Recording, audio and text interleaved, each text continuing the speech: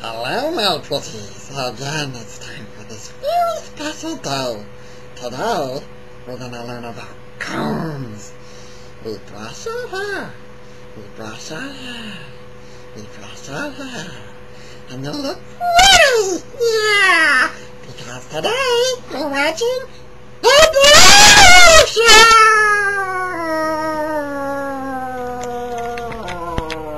What the hell? What's he doing?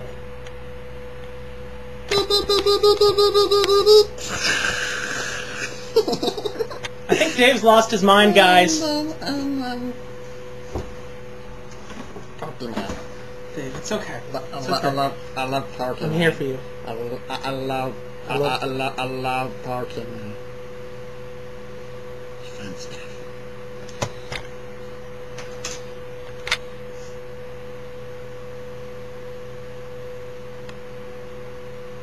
Yeah, that's the end of my segment. He can have fun telling about his... That feels good, actually. Yeah. This is kidding. 7 a.m. Wake up in the morning. Gotta be fresh. Gotta go downstairs. Gotta have my bowl. Gotta have cereal. Seeing everyone. The time is gone. Trucking on and on. Everybody's rushing. Gotta get down to the bus stop. Bus stop! Gotta catch my bus. Gotta see my friends. My friends! Kickin in the front seat. Sitting in the back seat!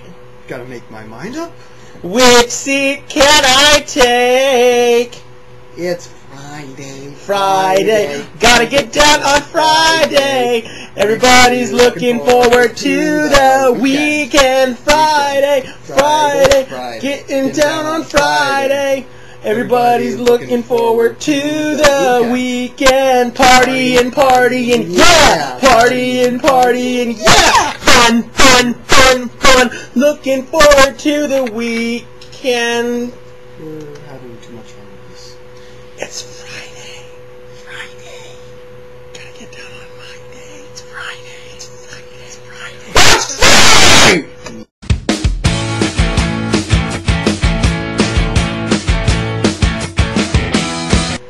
What's up? So, like Rebecca Black has been singing all over the internet, it is indeed Friday. Well, actually, it's not Friday. I'm recording this on a beautiful, sunny, 60-degree Thursday afternoon. And do you know what that means? Today's a very special day that I hold near and dear in my heart, being a Bostonian, because my 4 high school years I actually got the day off from school for evacuation day. Which is totally bullcrap because everyone knows that it's St. Paddy's Day!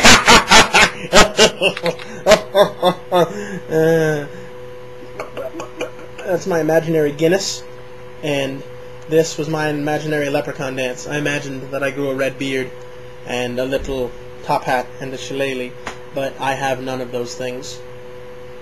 I think I miss the shillelagh most. Anyways, so I wanted to apologize for not making videos the past 2 Thursday Fridays, and I have very valid excuses for both. No, I have a kind of crappy excuse, and then a valid one. My crappy excuse was that was my travel day between Syracuse and Boston, home, and I had no time to make a video. I would have made one late, but I figured, you know, and then and then I'm sorry, I'm really lost. It's beautiful outside. This is a kid's show. You should not be doing that. Oh, hi Dave. He's back. I'm back. He's back. What are you doing here? Nothing. Look at Fenway Park. I miss it so much. I'm not Fenway Park. I know, but behind you is Fenway Park. I want to go to there. It was actually in the shot perfectly. Now you're aiming it towards my Green Day poster. Now you're aiming it towards my crotch. Thank you. What the ladies want to see. But no, the other reason that I couldn't make a video was the week after that I went on a religious retreat called Kairos. It's a retreat some of you may have heard me talk about that I went on in high school. I went through Fairfield University, F-U, and I met some absolutely wonderful, like mind-blowingly cool, funny, Just awesome people. Maybe some of them will watch this. Who knows even. But it was Dave's laughing. Dave's like, no one watches your vlog. And I'm like, yeah, like 7 people do, so suck it. Also, by the way, in the time that I haven't been doing this vlog, I have started my own daily video post on my Tumblr. I can't talk. On my Tumblr, which you can check that out. I'll supply a link in case any of you guys don't know the address. But it's mkzmkz.tumblr.com, and I'll put that below. But so if you want to keep up with my day-to-day stuff, that's there for you as well, amongst various other updates about Legend of Zelda and Green Day and all the other stuff that I love. And Pokemon, and lots of Pokemon, because, you know, gotta catch them all. Speaking of which, I beat White version, and now I'm going through, like, post-Pokemon depression. You know, I still have Black version, but it's never the same as your first time, you know? The games are great. I'll probably be making a review for them, actually. Yeah, so Dave, what are we seeing tomorrow? What's playing tomorrow? You, James, and I are going out to the movie theaters. And yeah, but James isn't joining us for everything. Right, James is going to go see either Lincoln Lawyer or Limitless. Limitless, I think. Probably Limitless. What are we going to see, Dave? We're going to see Rango and Paul. Rango and Paul. Both movies with only one name as the title, and featuring celebrity voices as CGI characters. So we've got some conexiones. That's Spanish for you. Laying a little Spanish on you. I just got an 83 on my most recent Spanish test. So, whoop, whoop, raise the roof. Whoop, whoop, raise El Rufo.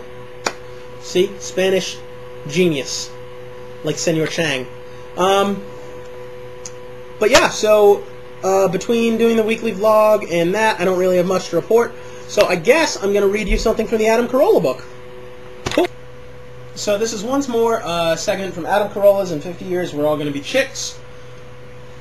And this is his segment on film. I love movies. I love good movies, and I love bad movies. I just don't like mediocre movies that are supposed to be great. Let me give you a couple of titles of movies that were mediocre, but were huge successes. 1. Little Miss Sunshine. Nominated for Best Picture, Best Original Screenplay, Best Supporting Actor, and Best Supporting Actress. It won for Best Original Screenplay, and Alan Arkin won for Best Supporting Actor. As far as Best Original Screenplay, this was like giving Song of the Year to Mary Had a Little Lamb. And Alan Arkin was in the first half of the movie. His corpse was in the last 45 minutes. He played a junkie, a sexually addicted grandpa who taught his fat granddaughter to dance like a whore. He didn't have a lot to do in the movie, and it's a role that your grandfather could have pulled off. My grandfather's been dead for 10 years, so he'd require a little more makeup. Alan Arkin was fine, but giving him the Oscar for his role was like awarding the Nobel Peace Prize to a guy who broke up a bum fight with a garden hose. 2. Lost in Translation.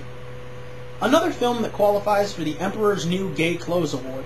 A boring, look-how-cool-I-am movie made tolerable by Scarlett Johansson in her underpants. But it won for Best Original Screenplay. I'll bet when Alan Arkin and Sofia Coppola see each other at the Oscar parties, they're exchanging those knowing glances that couples who are effing around with their spouses with each other do.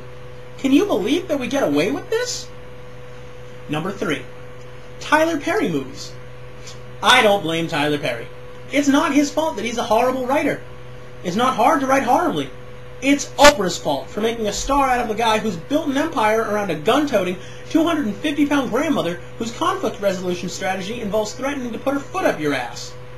Dear black community, you don't have to support this guy's subpar products just because he's the same color as you.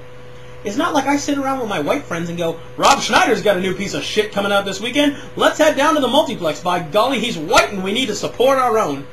And if you think I'm being too hard on Tyler Perry or Rob Schneider, I challenge you to watch Diary of a Mad Black Woman or Deuce Bigelow 2, European Gigolo. Yeah.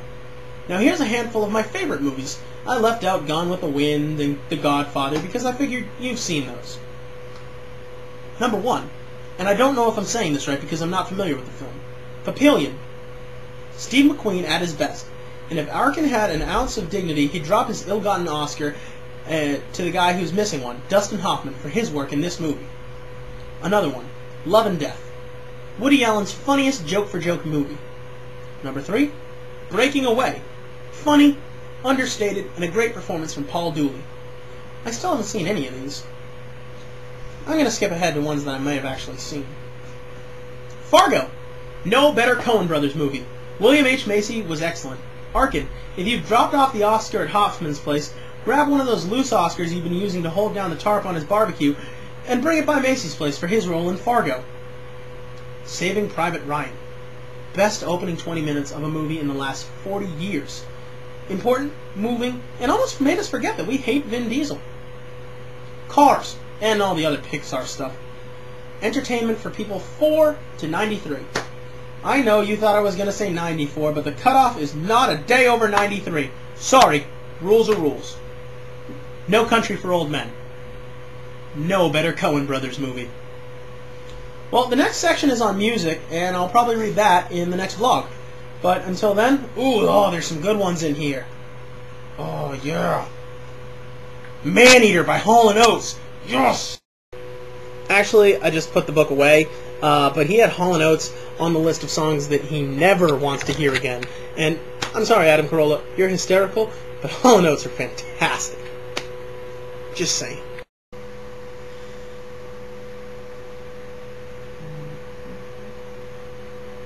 It's a mustache. Mr. Mustachio has to fade away now. Bye-bye!